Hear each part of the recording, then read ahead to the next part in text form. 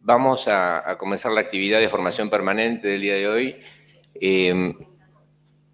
La elección del tema responde a una secuencia, digamos, discursiva que viene dándose en las reuniones que venimos haciendo de formación permanente, ¿no?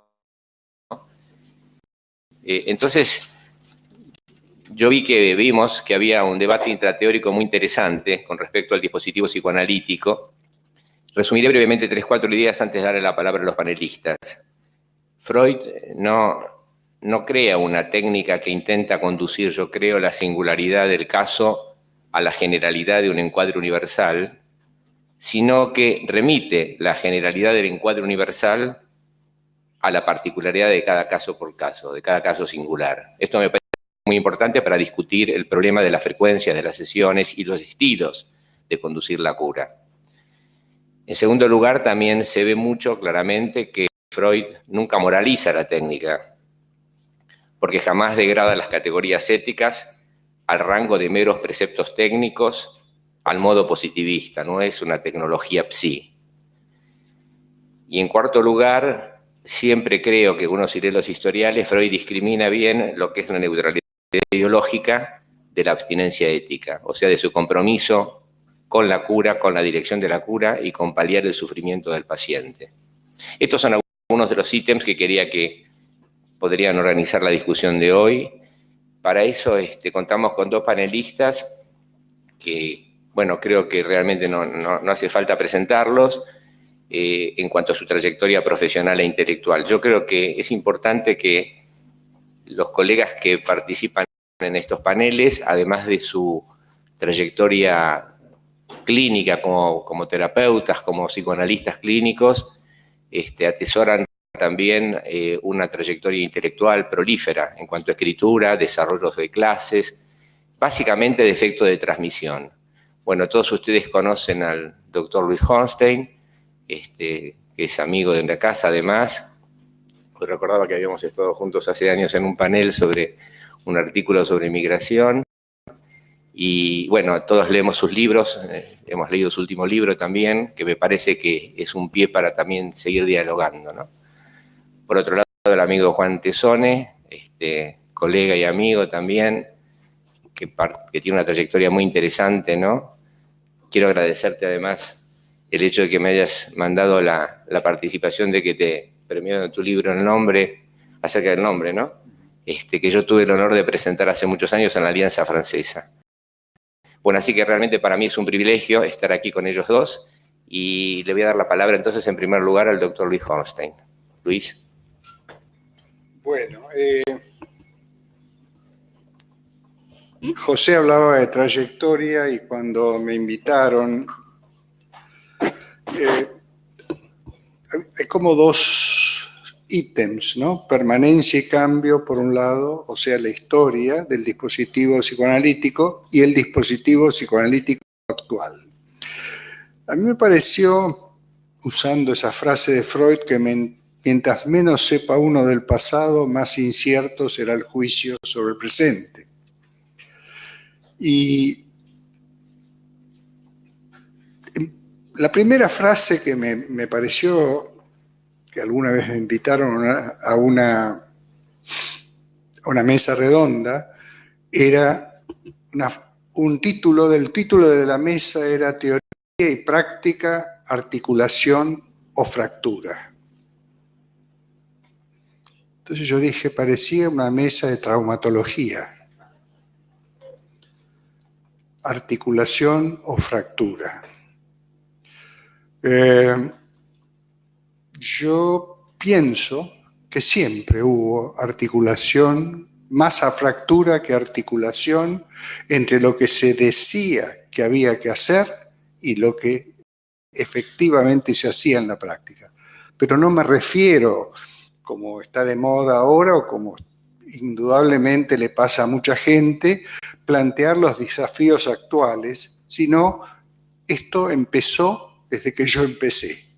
La disociación entre teoría y práctica, la disociación entre lo que se decía que había que hacer y lo que realmente pasaba en los consultorios, existió siempre psicoanálisis argentino. Yo dije en esa mesa que, si bien no es una mesa de traumatología, el psicoanálisis está traumatizado. Es decir, está recibiendo más estímulos de los que puede procesar. En ese sentido, tanto a nivel de la teoría, a nivel de la práctica. Y me hizo acordar, y esto va a tener justamente lo que intento, es evitar una mirada nostálgica del pasado nuestro como psicoanalistas en Argentina, década del 70, por ejemplo, que más o menos algunos de los que estamos acá empezamos para esa época. Digo, porque la nostalgia y la implica una idealización del pasado. Y mi tarea hoy sería romper esa idealización. Había una frase que alguien decía, la nostalgia, el colmo de la nostalgia es que la nostalgia ya no es lo que era, ¿no? Lo primero que recuerdo como una frase que a mí siempre me impactó de esta disociación teoría-práctica es una frase de Pontalís, ¿no? Pontalís dice: ¿cómo admiro la clínica del psicoanálisis inglés? Hasta ahí todos podríamos estar de acuerdo, pero él le agrega algo más, que si nosotros lo hubiéramos agregado, nuestra historia como psicoanalistas argentinos hubiera sido distinta. Claro, su clínica es distinta a la nuestra. ¿Sí? ¿Cómo admiro la clínica de los ingleses? Pero su clínica es distinta a la nuestra. Si alguien hubiera en esa época, estoy hablando comienzos del 70, descubrir que el paciente argentino no era el paciente inglés, que no atendíamos cuasi psicóticos, que atendíamos, y acá voy a hacer un agregado, atendíamos pacientes, como dice Woody Allen, analizarse da más estatus que viajar 2 veces por año a Europa. En Argentina, analizarse en la década del 70 tenía una enorme cantidad de beneficios secundarios. Es decir, no voy a hablar ahora del paciente clásico, sino que cada vez que hablamos del paciente clásico tendríamos que hablar según qué país. El paciente clásico de Freud, el paciente clásico argentino, el paciente clásico francés, el paciente actual. Entonces, ¿cómo era el paciente de la década del 70? Uno está acostumbrado a decir, eran pacientes neuróticos, más acá de los pacientes graves. Es verdad, porque proporcionalmente había un enorme grupo de creyentes, lo que Lieberman llamaba cuasi colegas. Eran aquellos pacientes que venían, decían: mira, flaco, yo vengo a analizar. Flaco no decía en esa época. Doctor, éramos todos muy ingleses, muy ceremoniosos, no se besaba al estilo italiano a los pacientes varones, nos dábamos la mano, ¿no? Yo siempre digo que más que el psicoanalista argentino, más que ese chofer inglés de librea, tendría que ser parecido al colectivo, el tipo que maneja un colectivo, que corta los boletos, etcétera, etcétera. Es decir, esto es lo que yo propugno como modelo actual del análisis. Un psicoanalista desprolijo que tienda a romper todo el plus de asimetría que en algún momento las ortodoxias generaron, como si fuera a ser cuanto más duro, más puro, así era en mi época, más psicoanalista era uno. Y barbaridades yo no las podía hacer con mis pacientes. Primero, solo se preguntan las entrevistas. ¿Alguien imagina a Freud solo preguntando en las entrevistas? Después se interpreta.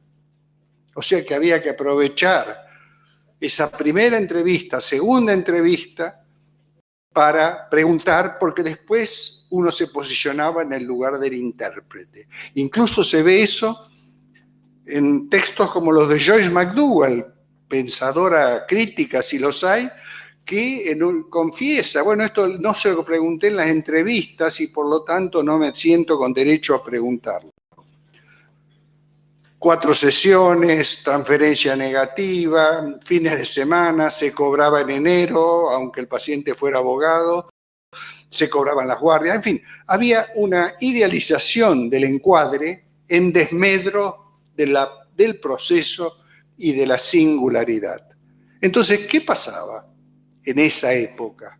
Teníamos todos el paciente dominguero, el paciente que podíamos presentar ante el supervisor de turno, y luego había una práctica real desprolija de 1 vez por semana, 2 veces por semana, frente a frente, donde no era tanto, no estaba en juego lo inconsciente, sino lo inconfesable. En ese sentido, quiero decir, no es que ahora hay una heterogeneidad y hay una discordancia entre teorías y prácticas. Siempre lo hubo. Yo lo viví. Y parte tiene que ver con esa frase que subrayé de Pontalis.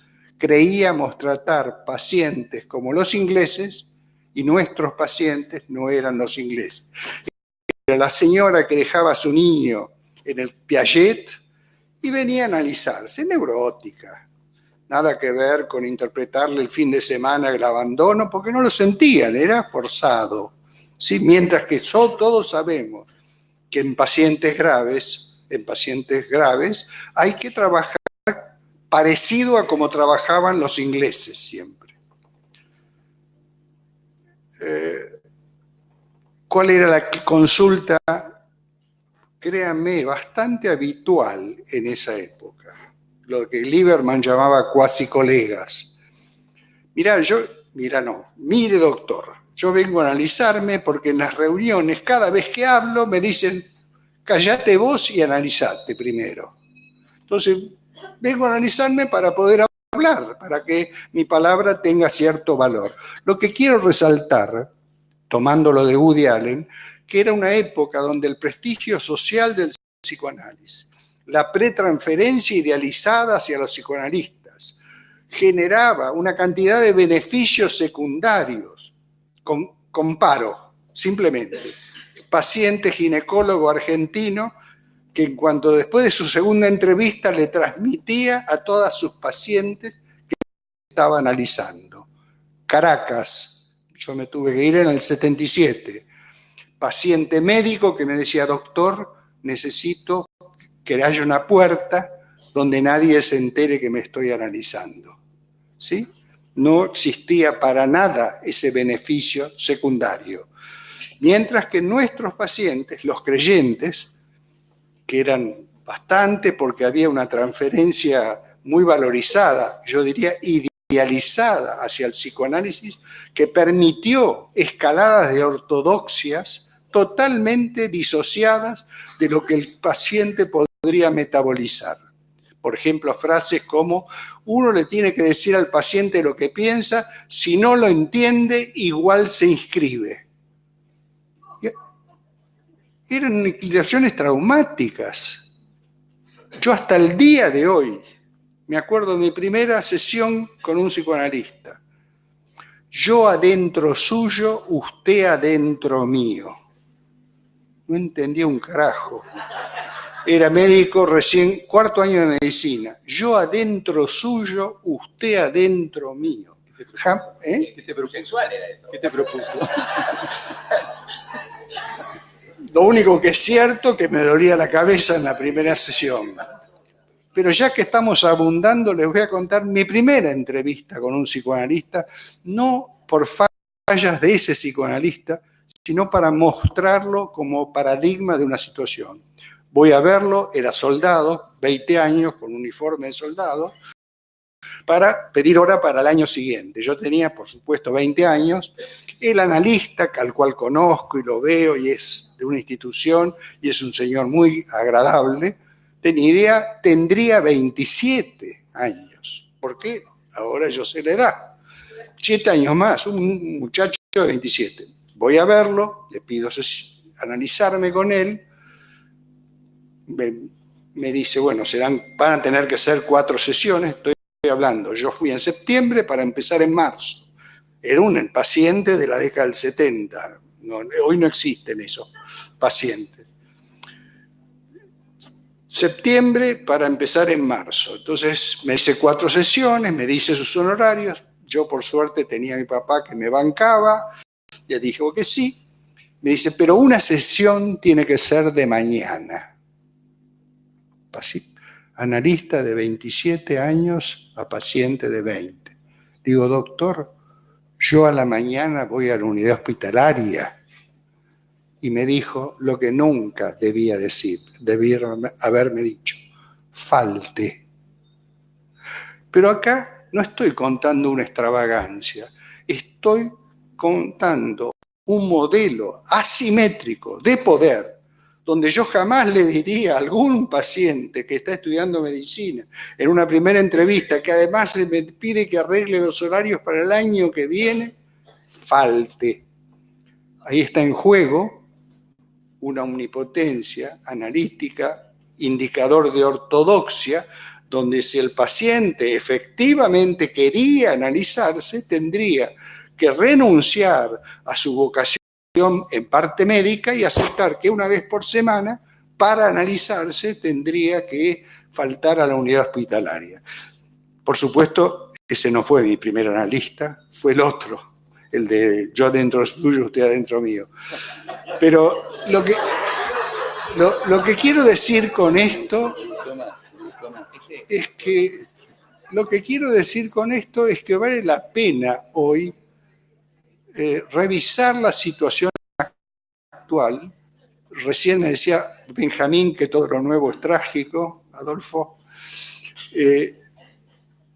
No desde una mirada de sobreinvestimiento del pasado. Ustedes saben que Freud decía que la meta del análisis es resolver fijaciones para que el paciente deje de estar sobreinvistiendo el pasado e poder investir de otra manera el presente y el futuro.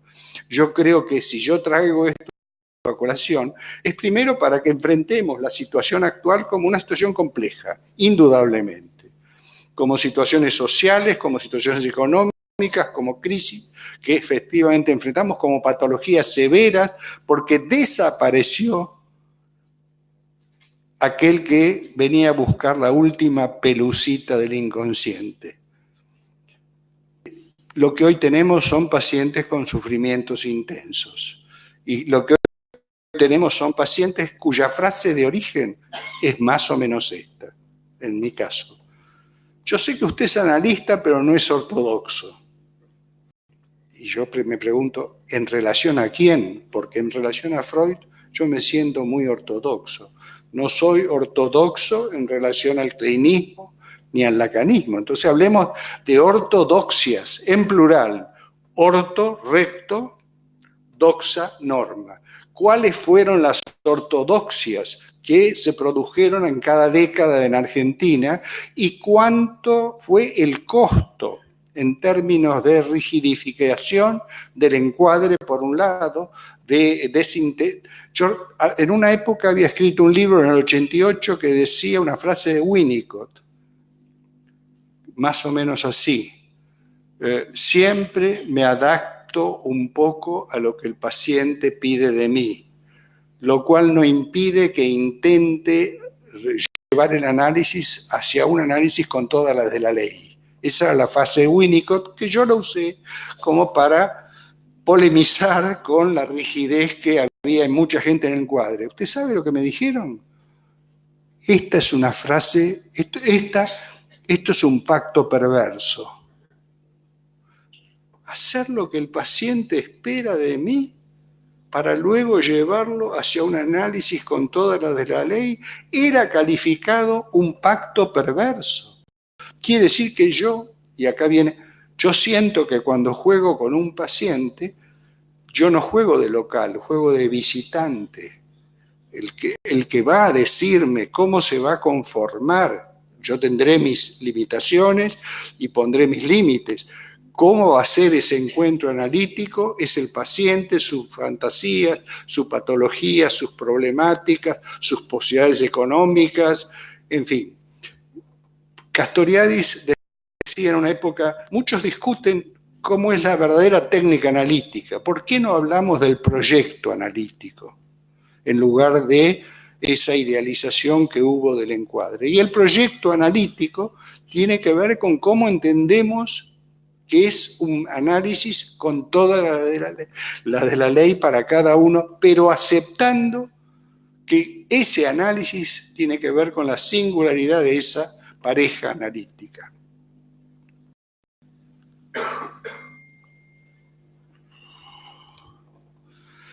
Yo creo que cuando hoy hablamos del dispositivo analítico, tenemos que hablar de tres ejes.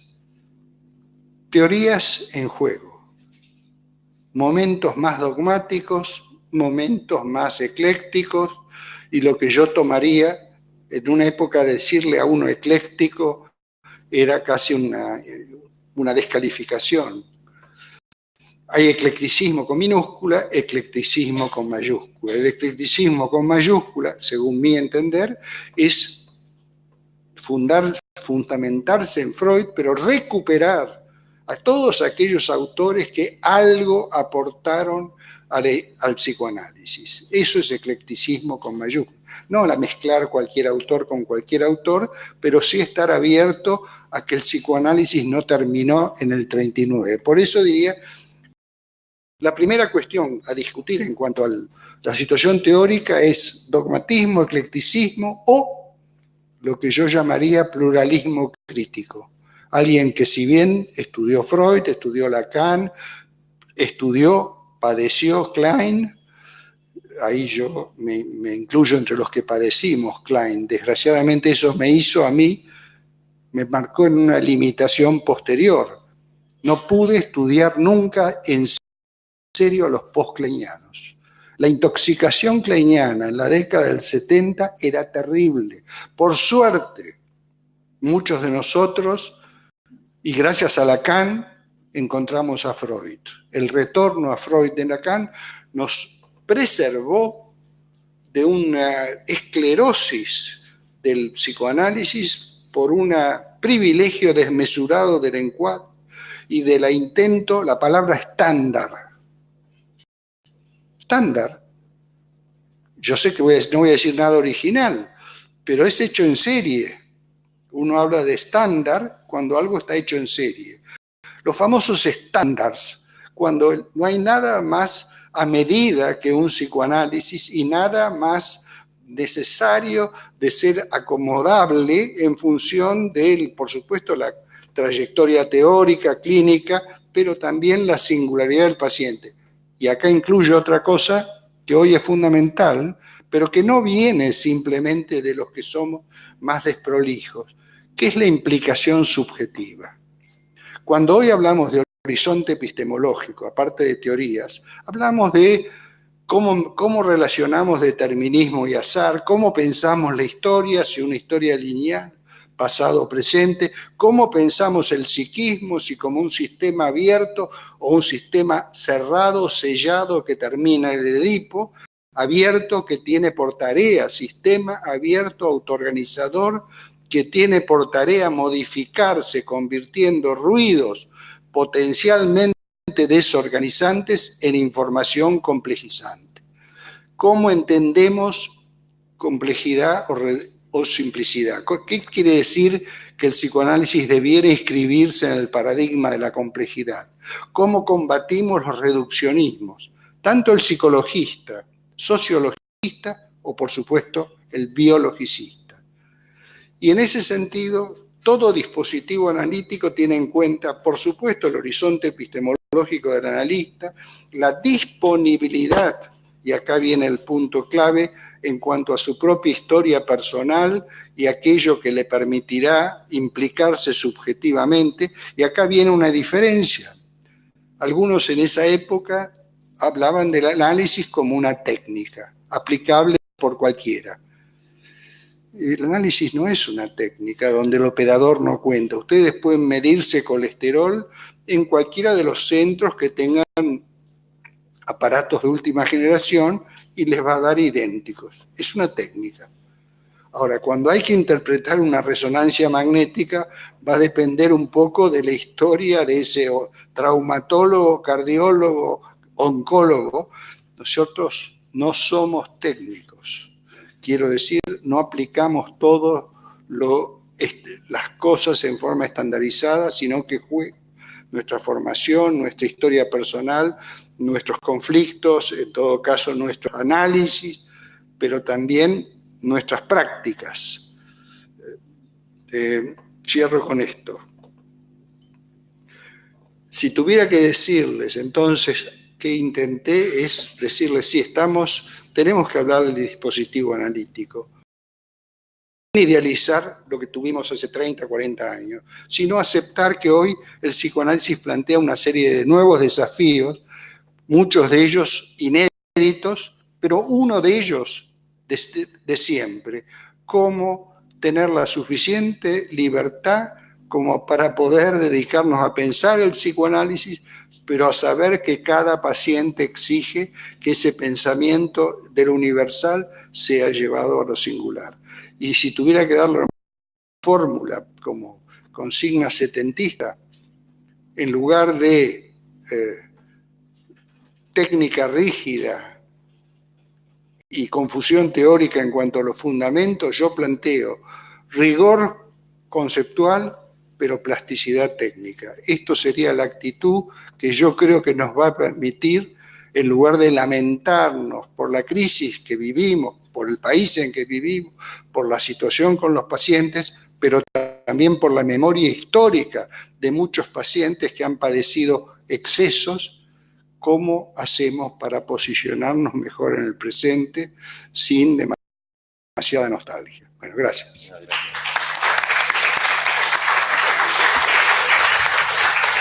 Bueno, vamos a dar la palabra al doctor Tessone. Previamente quería agradecerte, Luis, porque Luis nos dio un testimonio crítico de su paso por el psicoanálisis y desmonta las ortodoxias dogmáticas, las resistencias que generó la ortodoxia, las catástrofes, los niveles de riesgo que se pusieron en los pacientes. Como dijo él, se intoxicó con un cleinismo abusivo que no permitía el pensamiento, ¿no?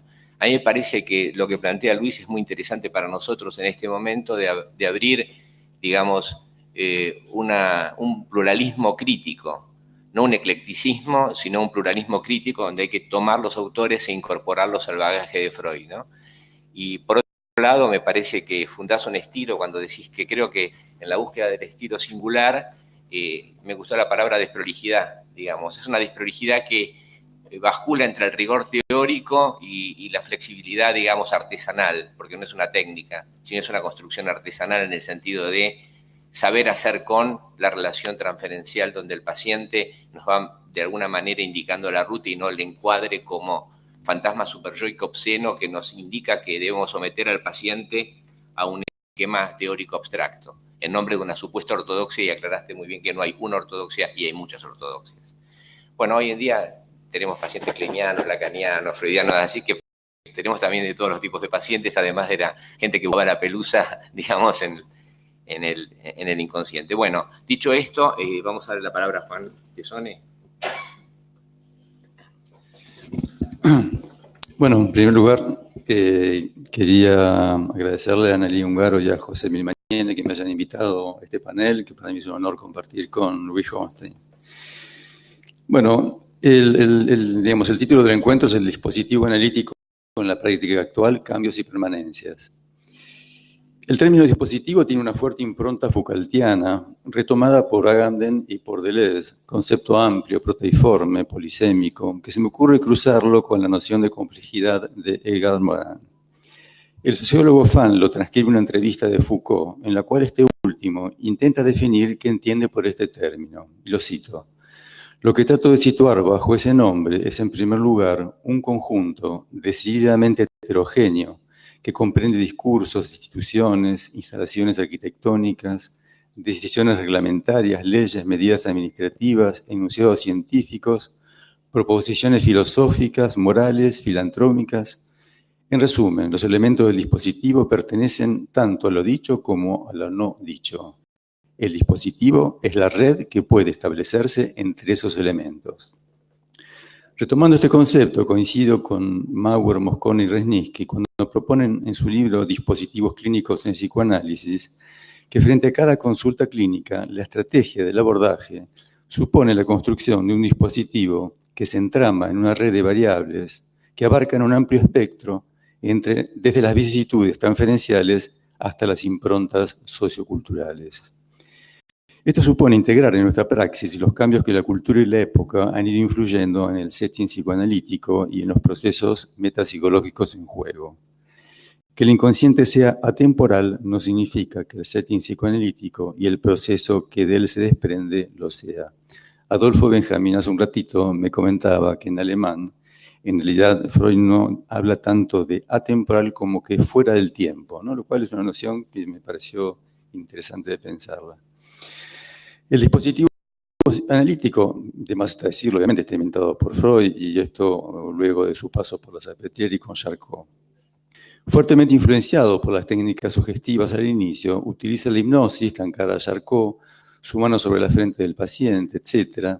Rápidamente abandona las técnicas sugestivas en beneficio de la asociación llamada libre, que quizás no lo es tanto, a través de la cual percibe que se puede acceder a los recuerdos olvidados en apariencia, pero que yacían en la doble conciencia, como la llamaba con Breuer, posteriormente el inconsciente. Se trataba de traer a la conciencia los recuerdos olvidados, la famosa frase, la histérica sufre de reminiscencias. Bien, perdón.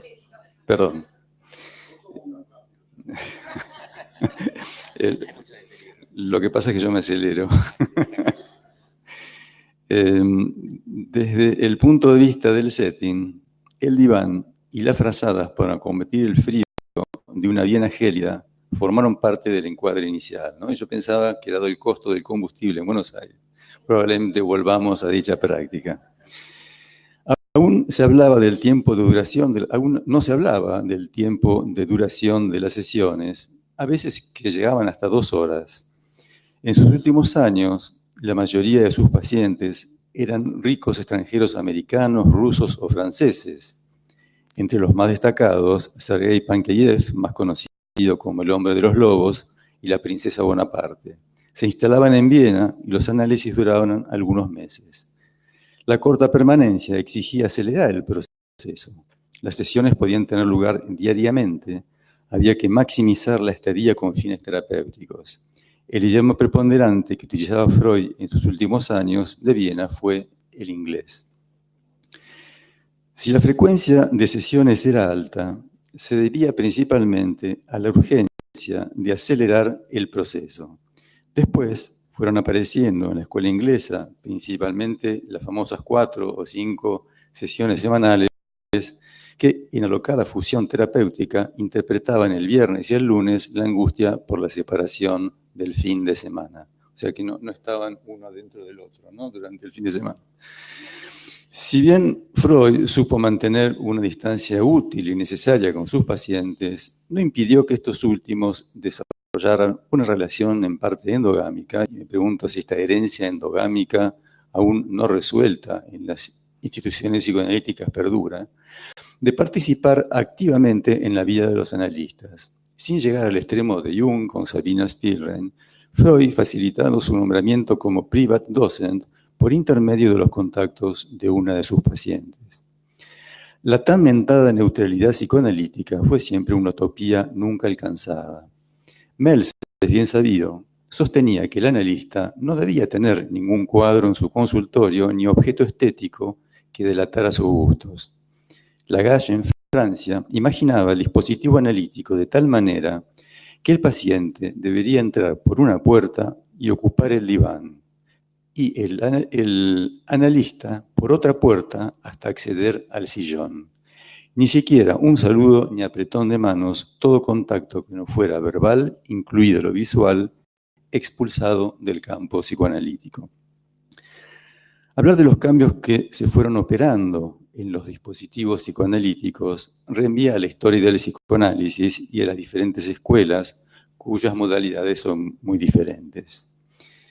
¿Habría un común denominador más allá de cada teorización y de la praxis que se desprende? Pregunta sumamente Spinoza. Obviamente, no entraré en discusiones sobre el destino de cada una de dichas teorías, obviamente excede este encuentro. Pienso que lo que aún reúne y a la vez aleja a las distintas escuelas y dispositivos psicoanalíticos es la consideración de Trieb en alemán, llamado instinto en la traducción de Strachey y pulsión en la traducción francesa y castellana de Morortu, es decir, el trabajo que el cuerpo impone al psiquismo. Las traducciones no son inocentes y han dado lugar a distintas teorizaciones. Sin embargo, podemos afirmar que se encuentran algunos conceptos teóricos comunes y permanentes, como la puesta en acto de la transferencia, la hetería sexual infantil, la noción de conflicto entre las instancias psíquicas, la bisexualidad psíquica, la primera y segunda tópicas. Me limitaría a proponer una mirada oblicua. Todos sabemos que la mirada de frente, como la medusa, puede petrificar a más de uno, y darse vuelta puede convertirnos en estatua de sal. De las tantas variables en juego, retomaré unas pocas. En primer lugar, la transferencia, es decir, la actualización en el aquí y ahora de la sesión, las vivencias y conflictos infantiles. Y simultáneamente, a mi modo de ver, la mal llamada contratransferencia, es decir, lo que motiva en el analista la transferencia de su paciente. ¿Por qué digo mal llamada? Pues me parece que la palabra contra denota una actitud defensiva y no hospitalaria de los movimientos intrapsíquicos del paciente. Y agrego una idea que someto a debate, lo que llamo la transferencia del analista hacia el paciente en función de sus propios movimientos intrapsíquicos. Justamente Anneli Ungaro me había facilitado un resumen que ella hizo de un texto de Stephen Mitchell, donde en realidad la palabra, yo no sé alemán, Adolfo, quizás me podés corregir cómo lo voy a pronunciar. La palabra contratransferencia, Freud la llama Gegenübertragung, que en realidad es lo que sucede del otro lado de la transferencia, es decir, dentro del analista. O sea que la palabra contra no figura, digamos, en lo que sería, digamos, la palabra original de Freud. Concibo el marco psicoanalítico, ante todo, como un encuentro donde la noción de campo de Madeleine y Willy Baranger alcanza todo su valor. Muchas veces, como lo sostiene Bernard Penot, un colega francés, la contratransferencia precede la transferencia. Son las disposiciones internas del analista que permitirán hospedar las angustias y conflictos del paciente. No me parece que sea una práctica en la cual uno recibe las angustias del paciente, sino que uno recibe un ser humano que sufre, eventualmente conmueve, y sin una actitud de compasión beata, que sería negativa, lo acompaña en un proceso doloroso, cierto por momentos, pero que no deja de lado el humor ni el placer de contactar con ese familiar extranjero en uno mismo, que introduzca una verdad respecto a su propia subjetividad. Ese uno mismo nunca es uno, la U con mayúscula, sino varios. Al sujeto escindido de la spaltum freudiana siguió la multiplicación de yoes, movimiento que alcanza su máxima expresión en la obra de Pessoa y sus heterónimos. Por un lado, Freud, en su tan mentado amor puro entre una madre y su hijo, denega la ambivalencia que existe en todo vínculo parental filial y viceversa. Freud reconoció además la dificultad que tuvo en aceptar una transferencia materna y manemos sostener que la dificultad era de ocupar en la transferencia un lugar de mujer. Sus fracasos con Dora y con una joven homosexual dan cuenta de dicha dificultad. Incluso declara a una de sus pacientes, Hilda Doolittle, reconocida escritora americana, que no le gusta ser la madre en la transferencia y le escribe a Doolittle: eso me sorprende y me choquea siempre un poco, admite Freud. Declaración sorprendente de ser dicha a su paciente, que detalle no superfluo era homosexual. Si algo ha cambiado desde el punto de vista metapsicológico de la época de Freud a la nuestra, son justamente las disposiciones del analista para poder ocupar y hospedar en la transferencia oscilante un lugar masculino o femenino, tanto del paciente como del analista. Winnicott, ese clínico genial, supo anticiparte cuando dijo a un paciente: sé que usted es un hombre, pero escucho a una niña. Si la Si la bisexualidad humana es al inicio un hecho de la naturaleza, se constituye en el interjuego de las identificaciones y de la elección de objeto. Asistimos en la actualidad, influenciados por las teorías de género, a movimientos de autodesignación del género, en las cuales se aleja la binaridad histórica. Aun cuando no siempre fue así. En la época de los romanos no se diferenciaba homosexualidad de heterosexualidad, sino actividad de pasividad. Los movimientos LGBT, más allá de los derechos adquiridos en un plano legal, dan a veces un valor excesivo al yo, pretendiendo que el mismo, desde una omnipotencia yoica, sea el dueño de su psiquismo, como si la subjetividad pudiera ser elegida evacuando conflictos. Lamento decir que no hay una sexualidad feliz, en el sentido que más allá de la elección libre de objeto sexual o de la identidad de género, no desaparece la bisexualidad psíquica ni la conflictualidad inherente a la misma en estrecha relación con la escena primaria y la sexualidad infantil. Toda sexualidad, afirma Jacques André, es heterosexual, en el sentido que más allá de la elección del objeto sexual, el partener es siempre heteros, es decir, un otro. Green afirmaba que hay dos hechos que él calificaba de traumáticos para el ser humano. Por un lado, su propia sexualidad, cualquiera sea el aspecto que tome. Y por otro lado, la irreductibilidad del objeto, es decir, que será irreconciliablemente otro. Como afirma Byung-Chul Han, la falta de transparencia del otro mantiene viva la relación. Lo sexual infantil excede a lo largo de la vida toda posibilidad de integración completa. Es la consecuencia de la asunción de la castración simbólica para toda persona, independientemente de su autodesignación. Freud, con El hombre de los lobos, insistió en afirmar que el niño había realmente visto la escena primaria. La clínica actual se aleja de esta insistencia en el hecho real y le otorga mayor valor a la representación y al valor afectivo vivencial del mismo. Como sostiene Monti-Bellacar, lo disruptivo de un hecho no deja presagiar sobre si el mismo producirá un efecto traumático. En ese sentido, que en la clínica ligada a experiencias disruptivas, la construcción cobra valor de interpretación. Es decir, que no se busca necesariamente una construcción que posea una verdad histórica, sino que cumpla una función en la dinámica del aparato psíquico. Y Freud, en el 37, propone incluso que el término de reconstrucción reemplace el de interpretación. Ya no se trata de restablecer por deducción la forma original del texto, como subrayó Freud en Tótem y Tabú o en Moisés y la religión monoteísta. Algo falta de manera mucho más radical. La metáfora arqueológica de encontrar las capas sin modificación estratificadas, pero perfectamente reconocibles, encuentra su límite. Se trata menos de dar a la escena disruptiva, imposible de determinar en su conformación perceptiva un valor interpretativo, que de escuchar el dolor a la espera de un sufrimiento que el sujeto pueda vivenciar finalmente.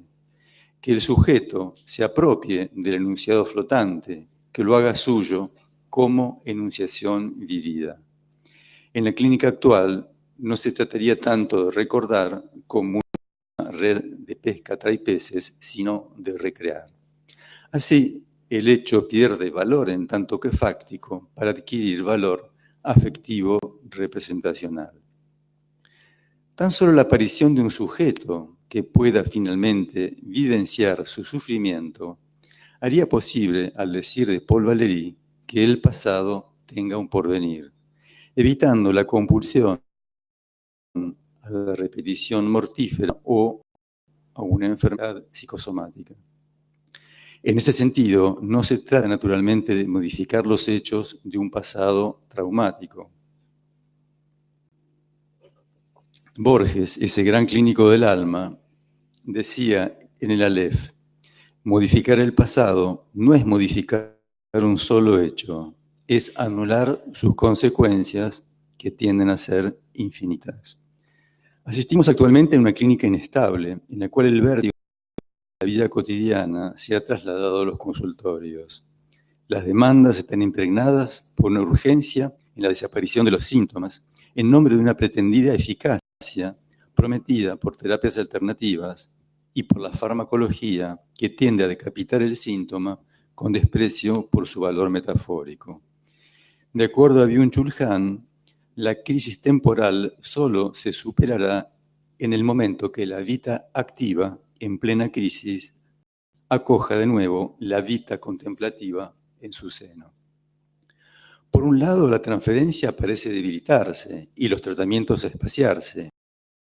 ¿Quién tiene más de un paciente o dos con una frecuencia de 3 sesiones por semana? Y paradójicamente, la tecnología ha introducido cambios notables en el setting que se basan en la fuerza de la transferencia.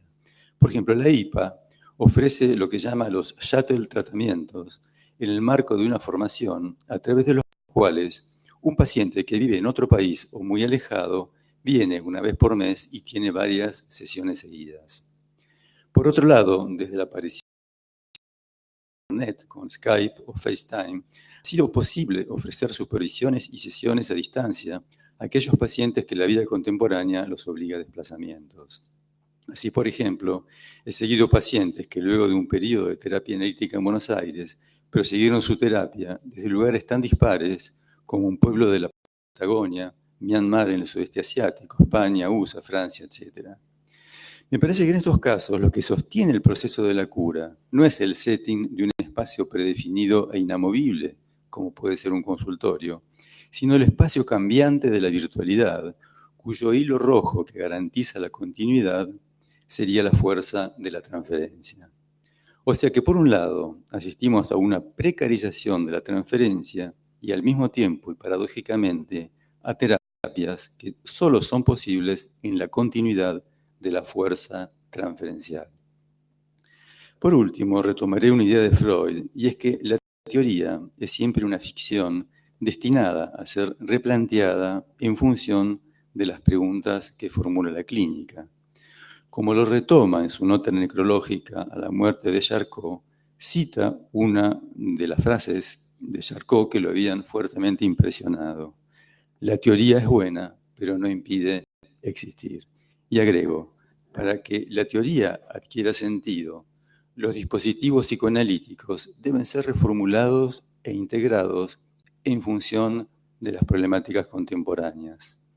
A la existencia del sujeto descentrado se agrega quizá la existencia espacial, donde el setting está descentrado del espacio inamovible del consultorio e integra los espacios por donde se desplaza el paciente.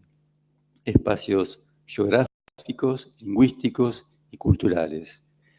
Y por otro lado, y a diferencia de Freud, lo enigmático ya no es más el continente negro de la mujer, sino como lo afirma Leticia Glosser Fiorini, lo enigmático es el otro en uno mismo y en el objeto más acá de la binaridad histórica.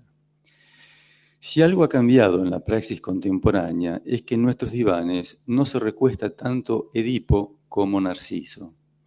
No es la medida de la conflictualidad con el otro que se trata, sino la conflictualidad del semblante de uno mismo, fuente de encerrona narcisística. Como si hubiéramos pasado de la existencia a la insistencia narcisística. José Milmañene justamente nos recordaba en una clase que dictó recientemente en la USAL que existen incluso actualmente celebraciones de casamientos con uno mismo. Esto se llama sologamia.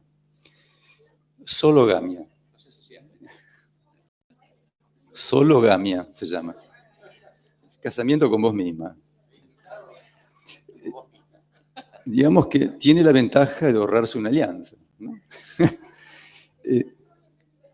Pero bueno, no sé qué diría Lévi-Strauss de esta endogamia consigo mismo, sin alianza, o quizás, si cito a Green, de narcisismo de muerte.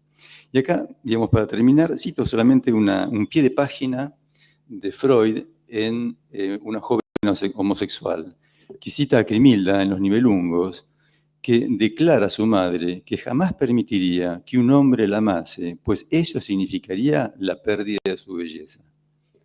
Bien.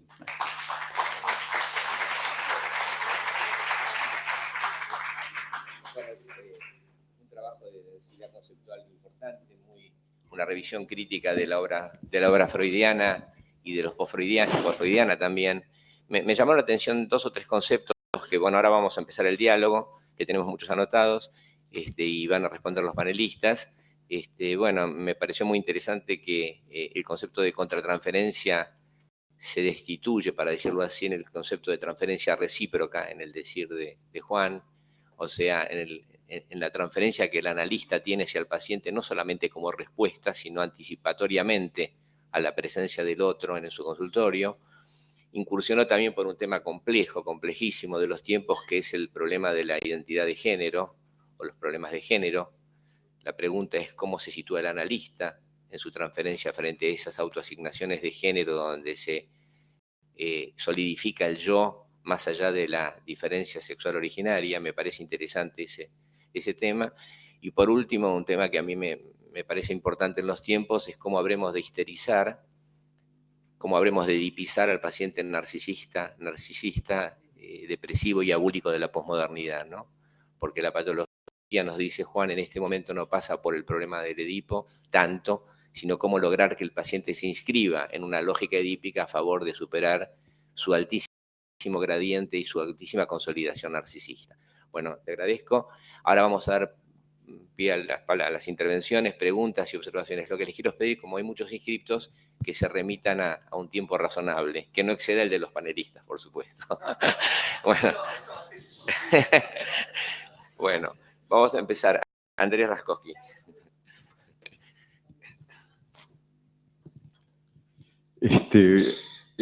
Bueno, sumamente interesante. Me gustó mucho la idea, bueno, que hemos sostenido institucionalmente de un pluralismo crítico, pero qué difícil de mantener, qué difícil de realizarlo, ¿no? Cuando lo escuchaba a Luis con respecto a la década del 70, bueno, pensaba, no todos eran de esa rigidez dogmática. Me parece que eso luego lo fue atribuyendo al grupo más kleiniano, ¿no? Donde se creó un dogmatismo kleiniano, seguramente reactivo, me parece a mí, a cierto psicoanálisis freudiano acusado de excesivamente liberal, digamos, el libertinaje freudiano. Y frente a eso se generó un dogma kleiniano muy moralizante. Me parece que tomó un rasgo moralizante. De hecho, a la larga, André Green habló de tiene que ver el psicoanálisis algo con la sexualidad, y me parece que esto fue el resultado de la moralización kleiniana dogmática. Pero también en la década del 70 hubo luego una influencia donde se politizó mucho también el psicoanálisis y tuvo tremendas consecuencias también para muchos de los analistas.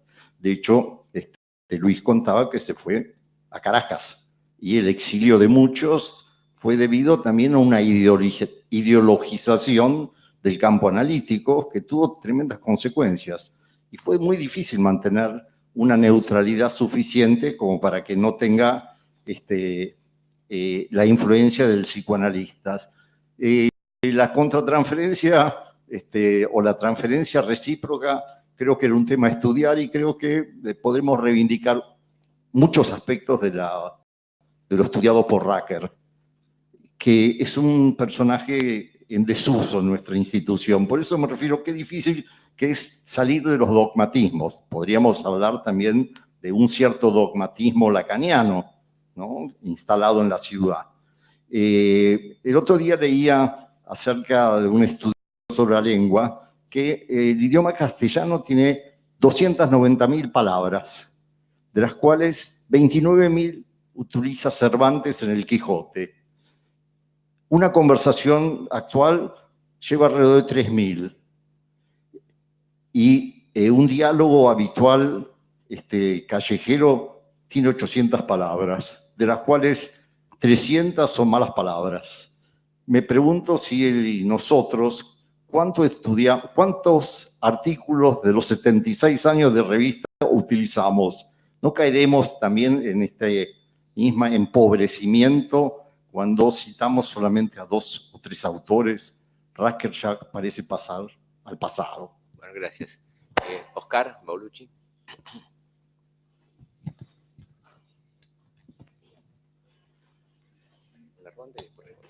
Una ronda y después. En primer lugar, es un placer reencontrarnos con Luis. Nos conocemos desde hace algunas décadas, unas cuantas, antes de tu exilio. Y siempre transmitiste una apertura y una plasticidad en el buen sentido.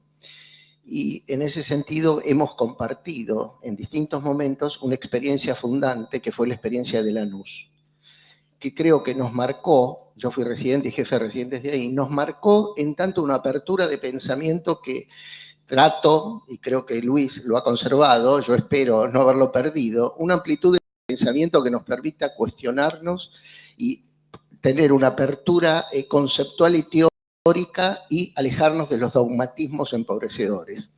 Juan también ha tenido una experiencia hospitalaria, aparte de su experiencia francesa, que creo que marca en relación a cualquier cuestionamiento a la ortodoxia. Una muy breve anécdota. Cuando yo entré a la residencia en Lanús, había un colega que después se analizó con otro analista que le había pedido hora a un didacta de APA en ese momento y le dio hora para 7 años después. Un año antes de este colega que le dio hora, está vivo aún, el que murió fue el amigo pobre, murió joven. A los 6 años, cuando le hacía otro análisis, lo llama y le dice, mira, discúlpeme, discúlpeme, pero me voy a ir a un viaje a Suecia, por un año, con lo cual no lo voy a poder analizar. Digo, pero ¿qué manejo del espacio-tiempo que se vivía de un modo que yo podría considerar hoy delirante? 3 o 4 cuestiones brevemente. Primero, comparto plenamente lo que los dos transmitieron, que la técnica no es universalizable. Y creo que hay que diferenciar lo que es la escucha analítica de la aplicación de una teoría. Y creo que uno de los desvíos del psicoanálisis es confundir la praxis con la teorización. La teorización, de la cual somos responsables de dar cuenta, porque si no el análisis sería cualquier cosa, sería no una desprolijidad en el sentido productivo, sería un chantismo o una pura sugestión. Uno tiene responsabilidad ética de dar cuenta a posteriori de su acto analítico, de lo que trató de operar. Pero cuando uno hace psicoanálisis aplicado, lo único que favorece es una transferencia idealizada y sugestiva. Eso es lo que ha ocurrido con una disociación tremenda que ha ocurrido en el seno de la historia del psicoanálisis, que es el divorcio entre el proceso analítico y la formalidad de un setting que ha retornado como imperativo superyoico vacío. Ese imperativo superyoico ha favorecido una práctica del cliché y de un saber supuesto antes de que la interpretación. Freud nos enseñó que la interpretación se verifica a posteriori, no hay una a priori de la interpretación. Como no hay una a priori de una transferencia, sino que y ese es el desafío actual. ¿Cómo generar transferencia operativa en el sentido de Freud, transferencia analítica, para que podamos operar con aquel que viene en una posición pasiva, en una posición objetivada, en una posición de demandar medicación? ¿Cómo constituir ahí un sujeto? ¿Cómo producir una apertura al inconsciente? ¿Cómo generar una transferencia? En ese sentido, me parece que hemos ganado algo en este sentido, porque ya la obsesionalización del vaciamiento del setting ya no se puede sostener. Y la idealización ahora, o el estatus, es al revés. Ahora pasa por un viaje a Europa, una cirugía plástica. Con lo cual la transferencia la tenemos que ganar. Y termino con esto. Me parece, y esta es una reflexión para APA, que cualquier norma institucional debería, aunque sea asintóticamente, a permitir con la mayor libertad posible el ejercicio de la singularidad que los colegas tan claramente han planteado. Gracias. Oscar, gracias. Claudia.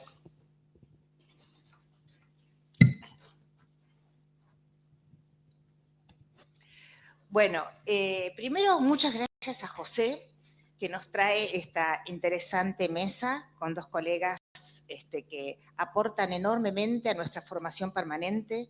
Este es un espacio de formación permanente que valoramos muchísimo, porque los analistas necesitamos seguir formándonos. Y yo estoy bastante atravesada por mi situación de ser presidente de la APA, entonces trato de absorber lo máximo posible de todo lo que dicen en función de lo que a mí me compete, que es la política del psicoanálisis, tanto desde el punto de vista interno como desde el punto de vista externo. Así que me han servido mucho las dos exposiciones. Voy a hacer una sola pregunta, pero antes un comentario a lo que dijeron.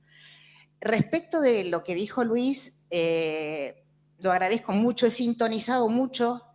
He padecido un poco de lejos lo que él dice, quizás porque soy un poco más joven, no mucho, pero un poco, entonces no me tocó el kleinismo feroz y tuve la suerte de ser analizada por analistas que ya estaban más instalados, digamos, en lo que se llamaría una escuela argentina de psicoanálisis, con esa tradición, digamos, que mezclaba tanto la tradición kleiniana como mucho la americana, que nosotros hemos dejado de lado después, pero está en la raíz de la escuela argentina, y después la lacaniana, que también lamentablemente, y no sé si hemos salido de eso, se ha convertido en una ortodoxia tremenda, digamos, ¿no? Padecemos mucho la ortodoxia lacaniana, el fanatismo lacaniano, de modo de que si uno va, por ejemplo, a la Facultad de Psicología, yo he ido a presentar, no sé, me acuerdo qué tema, una revista que ellos habían publicado, toda lacaniana.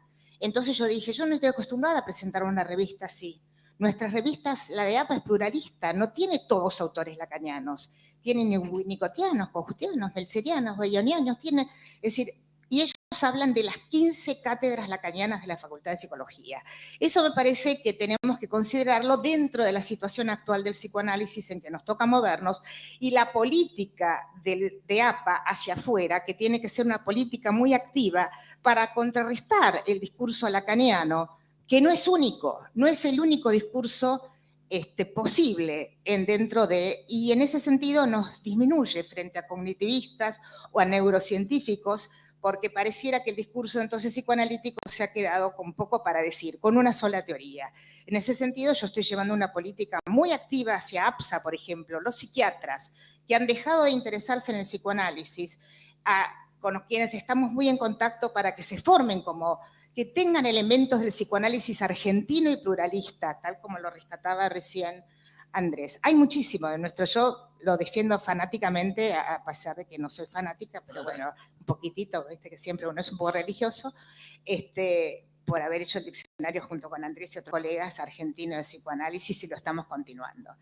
Pero tuve la suerte, digamos, de no analizarme con fanáticos kleinianos, pero sí de supervisar con post-kleinianos.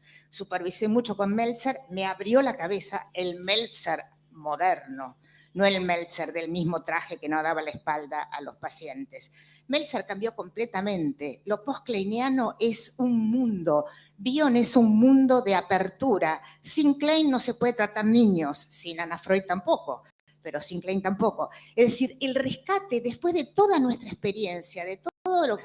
Somos mucho mejores analistas. Todos nosotros somos mucho mejores analistas, menos rígidos, más formados, de todo, digamos, pero no sé si nos damos cuenta de eso, ¿no? Cuánto mejores analistas somos.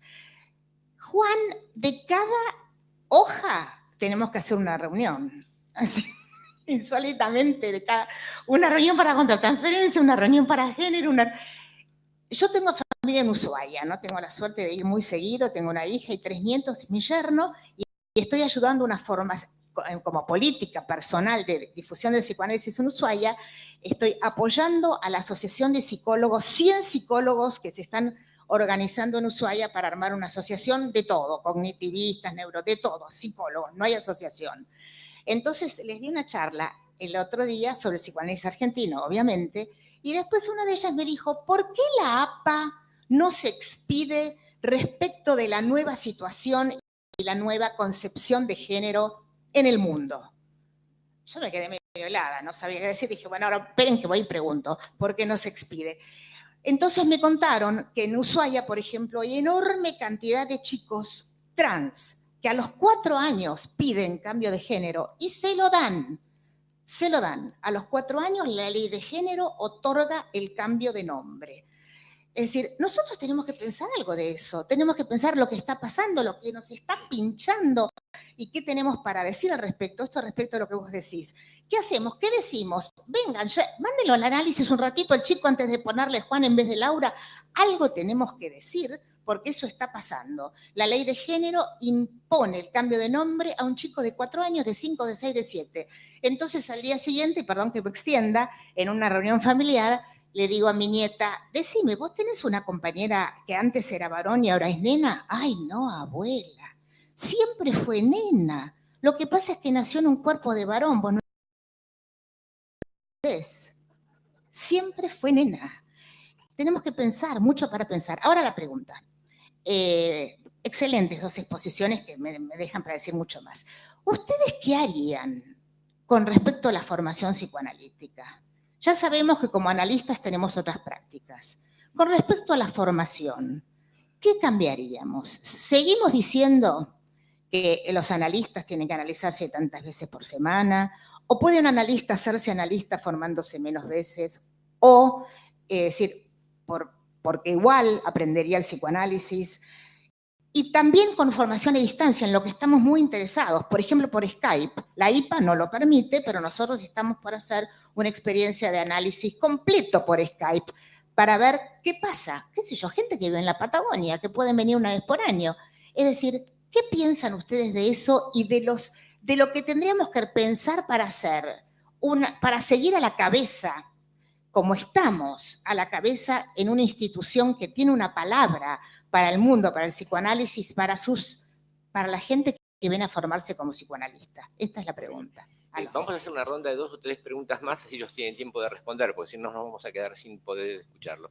Sarita, después Diana. Bueno, después de todo lo que dijo Claudia, hay muchas cosas que coincidimos y no quisiera llevar tanto tiempo, pero sí.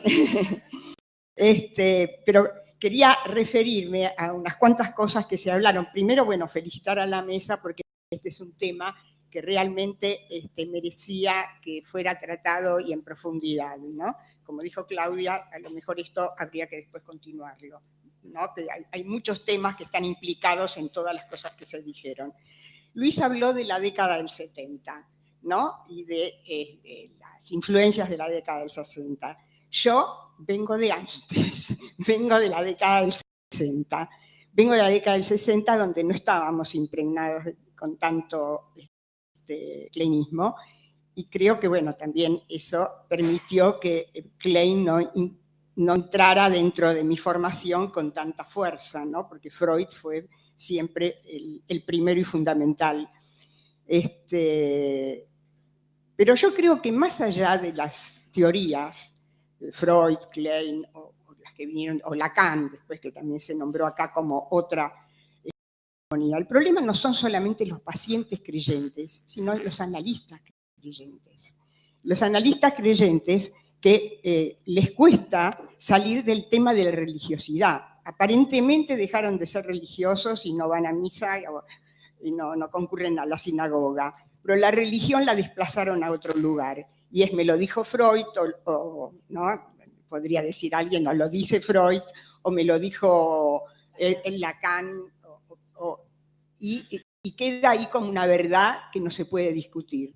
Y esa es la dificultad que tienen muchas teorías y muchas prácticas más que la teoría, porque la teoría está, pero el sentido común cuando se trata a cada uno de los pacientes. Yo me acuerdo que, bueno, la década del 60, donde yo empecé a trabajar, teníamos consultores, la consideraban la edad de oro del psicoanálisis, porque pacientes sobraban, ¿no? Pacientes sobraban para didactas, para todo tipo de analistas. Y no tomábamos niños si no era 4 veces por semana, supuestamente. Y he tenido casos donde el padre decía, no, cuando se le planteaba de una entrevista, decía, no, que el chico venga 5 o 6, lo que usted quiera, pero yo a mí acá no vengo. Y había que discutir que de esa manera no se podía tomar a un chico en tratamiento. Pero lo más interesante fue cuando a la entrada del hospital, ver que ahí teníamos que trabajar de otra manera y que veíamos éxitos terapéuticos que no conseguíamos en los consultorios con las 4 o 5 veces por semana. Entonces ahí nos empezábamos a cuestionar muchos y empezaron entonces los tratamientos de familia, los tratamientos de pareja, otro tipo de tratamientos que ayudaron a los tratamientos de niños. Yo sé, me querés cortar, José, te veo la cara. No, pero tengo otra gente que No, una sola cosita más. Acá se habló también de Dora y la joven homosexual, ¿no? Que vos hablaste y se dijo que eran fracasos terapéuticos. Yo creo que el tema era otro, más que fracaso terapéutico. El tema es que eran tratamientos a pedido, no eran pacientes que venían porque querían venir a tratarse ellos. Y que fue difícil transformar el tratamiento a pedido en una demanda de análisis. Es decir, que Freud se sintió tocado narcisísticamente, de que no venían por él o que le hacían una afrenta y no logró hacer ese cambio.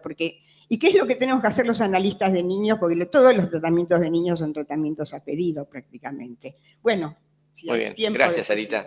Quería responderte una cosa, Claudia. Me parece interesante a raíz también de lo que dijo Andrés, que vamos a destinar a una actividad a estudiar a Racker, a poner a revisitar el libro de Racker, que me parece muy importante en función del sadismo inconsciente y el masoquismo inconsciente del analista, que es muy importante a partir de lo que tocaron ellos dos. Bueno, Diana, y después van a responder, por favor. Bueno, muy interesantes las dos presentaciones y me siento contemporánea, por ahí un poquito antes que ustedes, entre medio de Sarita y ustedes.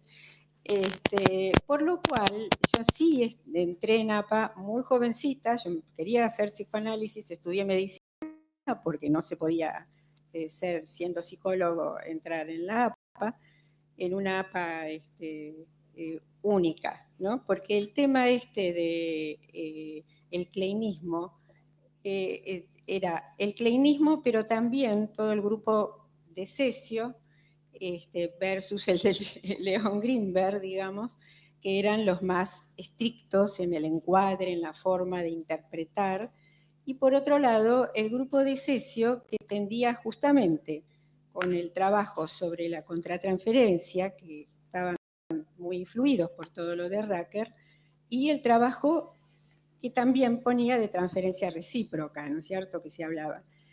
Un trabajo que hizo el grupo de Cesio era entre tú y yo se interpone usted, y se trabajaba sobre el tuteo. De hecho, como yo estaba en ese grupo, tenía dos elementos: el rigor conceptual, porque estudiábamos, qué sé yo, 2 años el yo y el ello, por ejemplo, era todo Freud, y por otro lado, el tuteo, digamos, ¿no? De otra manera, digamos, pero sí en el hablar, en ese usted que se interponía, cuando de todos modos fue cambiando la cultura también, ahora es como al revés, ¿no? Por lo cual yo le pregunto a un paciente que viene si, cómo prefiere que nos tratemos, si de tú o de usted.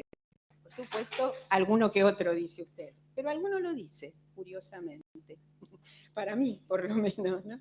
Que no me sale. Entonces, me parece que si uno sigue la línea de las dos presentaciones en relación del paciente con el vínculo del analista, yo hice un trabajo que justamente escribí, que se llama Transferencia Vincular.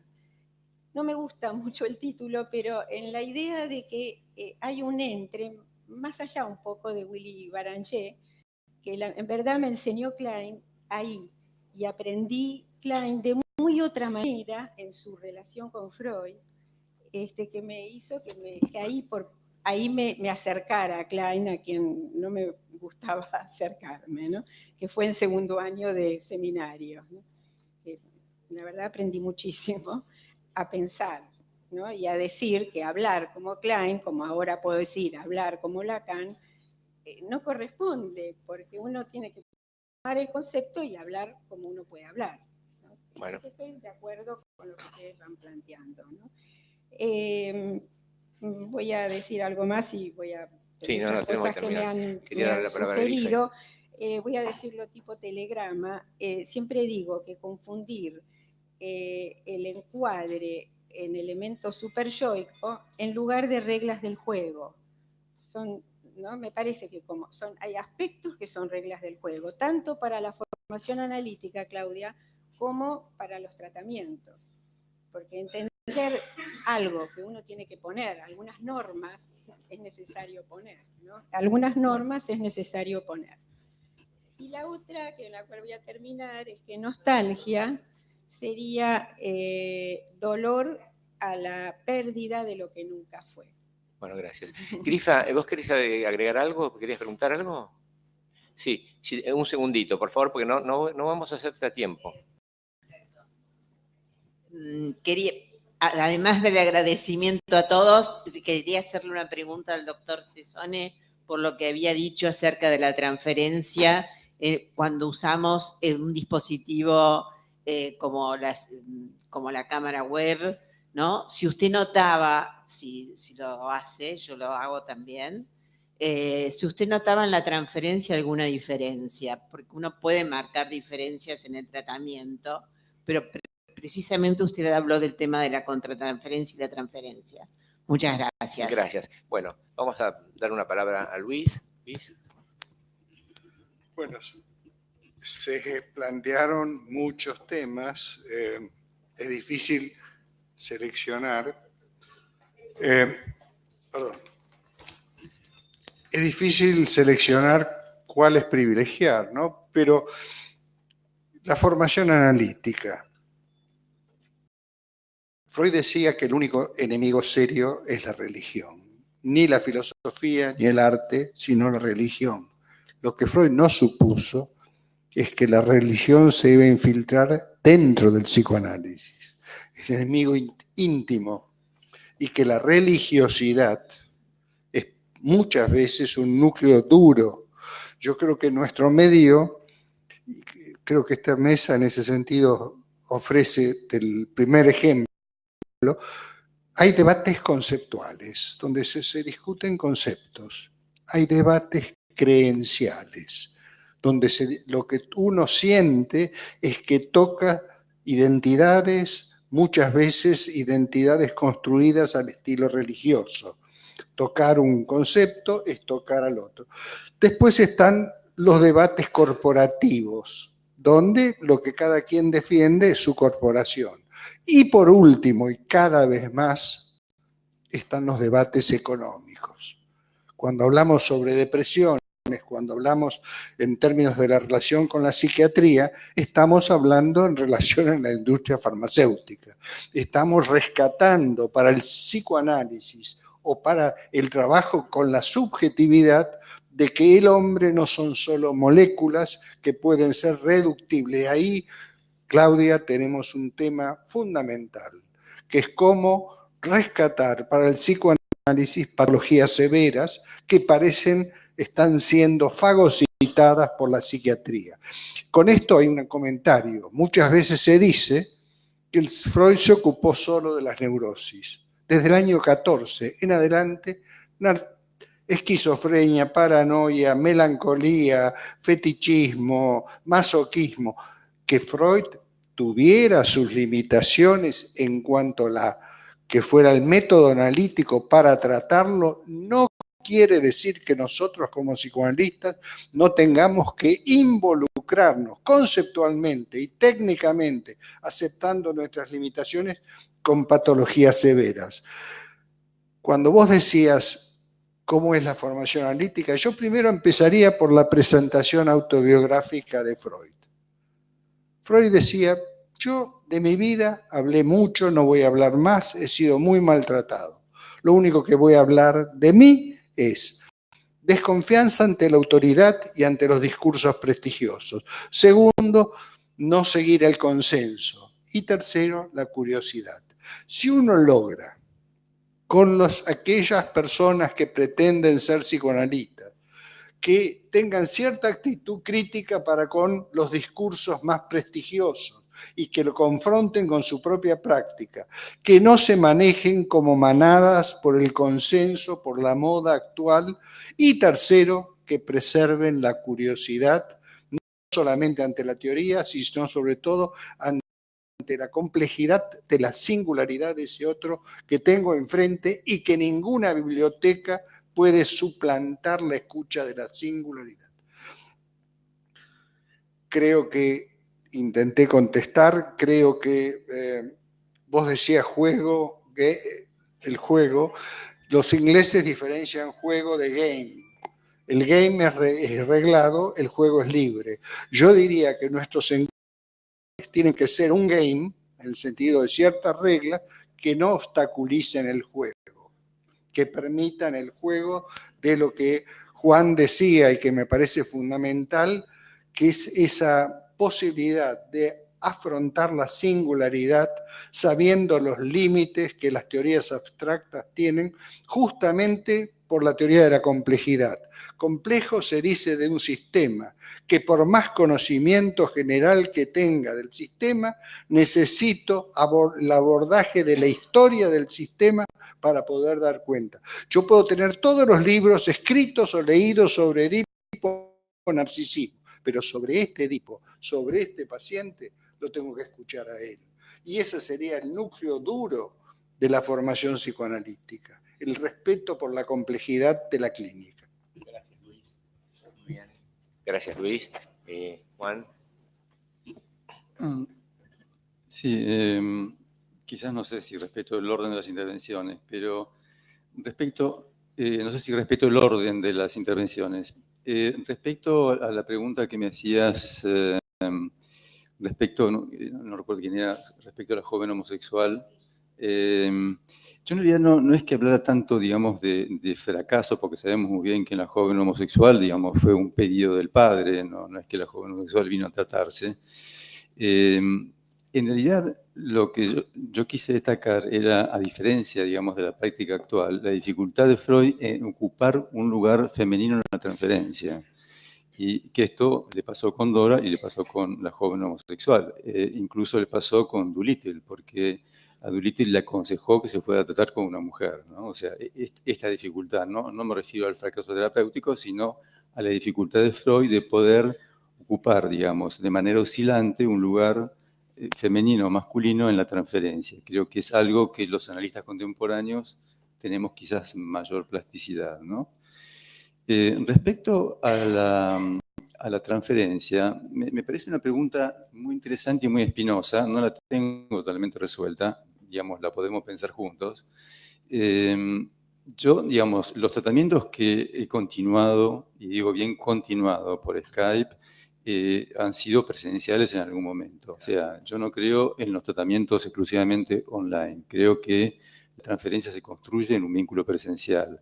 Después, en la medida que esta transferencia se haya construido, se continúa, digamos, en algunos casos, a través de la distancia. Pero no creo en las propuestas de terapias exclusivamente online. Por ejemplo, yo tuve una paciente de origen francés que su marido estaba en una multinacional trabajando en Buenos Aires, pero la multinacional había contratado un sistema de seguros en Canadá por el cual todo lo que era tratamiento psicoalgo tenía que ser hecho online en Canadá. Y si no, no le reconocían el integro de la terapia.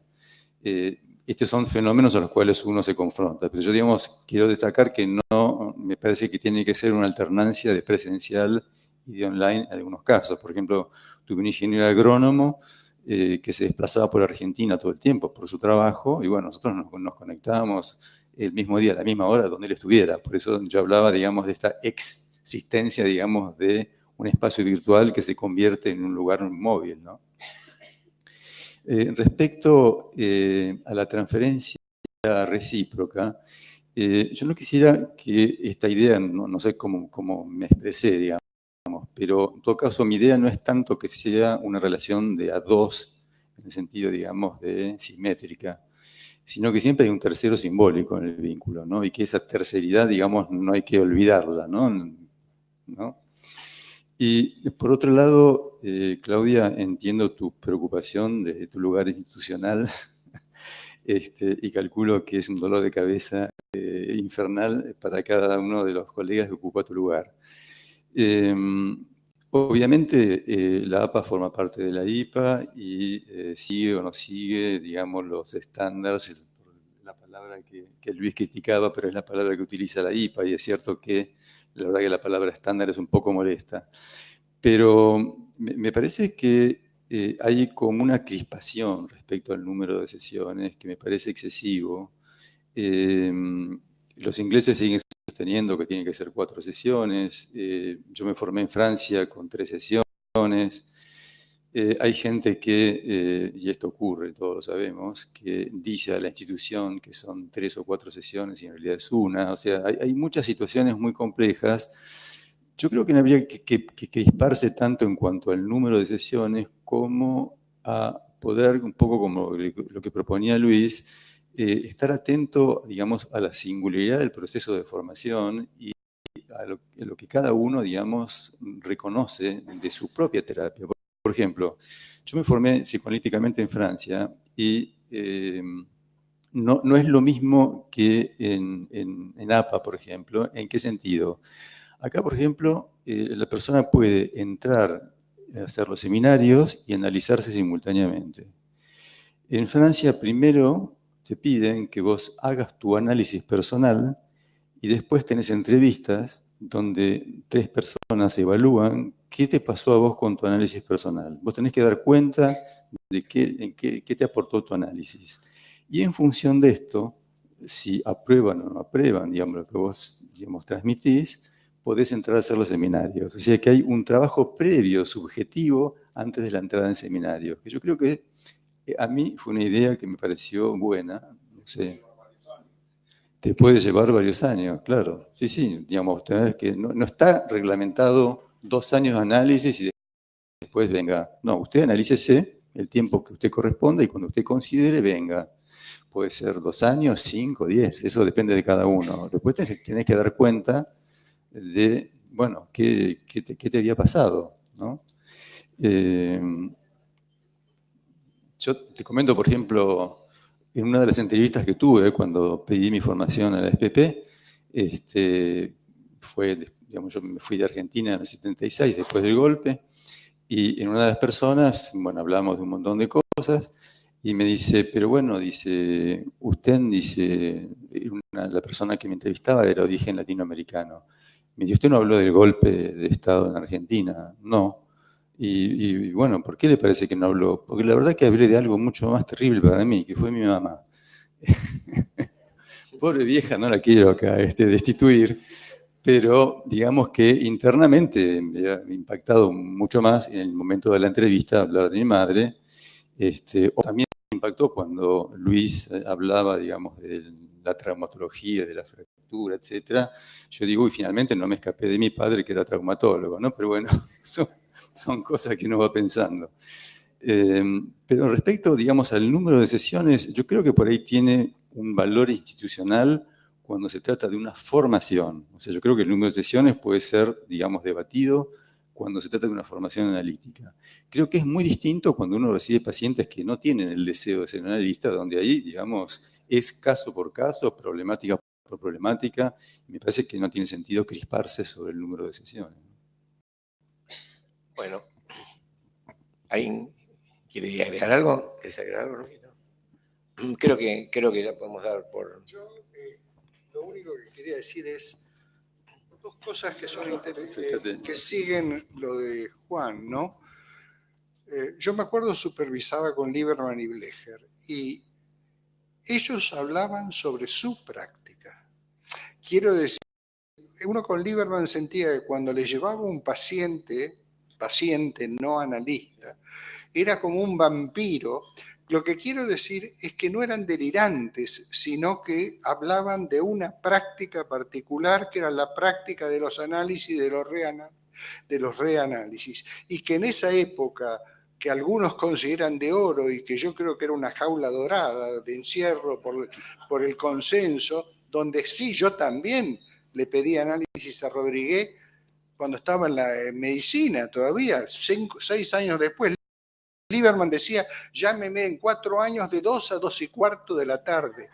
Ahora, ese fue creando una subjetividad que no era delirante, era una realidad un poco estrambótica, quiero decir, donde esos didactas pioneros vivieron un mundo un poquito irreal comparado con el mundo donde yo ahora tengo horas eventualmente, pero en esa época un señor exitoso, me acuerdo de un paciente de 47 años, de hace mucho tiempo, que una vez estaba asombrado porque tenía horas libres.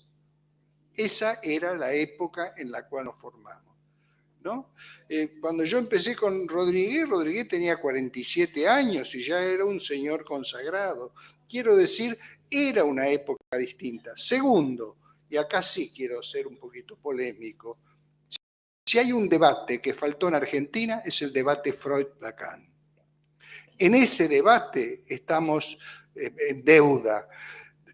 Comparar el paradigma freudiano con el paradigma lacaniano, ver qué articulaciones son posibles y no ese freudo-lacanismo que mezcla todo, sino como conclusión de un debate faltante. Por eso yo decía que hay un fenómeno argentino donde los cambios de una década a otra, pues somos un país borderline en ese sentido, no solo en psicoanálisis, en la política también, cambios de una década donde pasamos del neoliberalismo al populismo, después al neoliberalismo, en fin.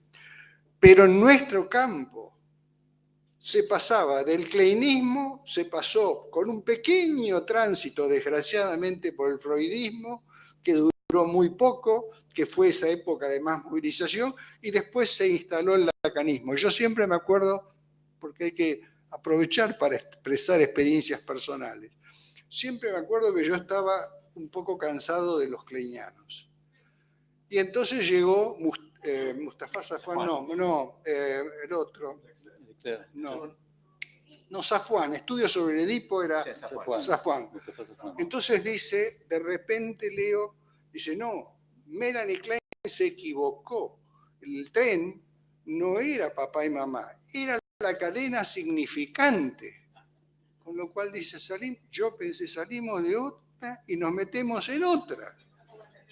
El tren era el tren de ese chico, no era ni la cadena significante ni papá y mamá. Lo que quiero decir es que la fuerza de convertir en clichés la complejidad de la clínica y de simplificar, por eso insisto, o el psicoanálisis, y esto va para la responsabilidad de APA, se vincula a la complejidad y al paradigma de la complejidad, o el psicoanálisis no sobrevive. Quería decir una cosa con respecto al debate que hay. Acá en la APA tenemos la posibilidad feliz de poder articular y debatir entre Freud y Lacan a partir de un diálogo fecundo que no se da en las instituciones lacanianas, porque hoy en día hay grupos lacanianos que quieren cortar la relación con Freud, que quieren destituir a Freud y erigir un nuevo amo en una creencia dogmática. Nosotros en la APA creo que el capital simbólico que tiene, lo que reclamaba Claudia, es preservar el legado freudiano.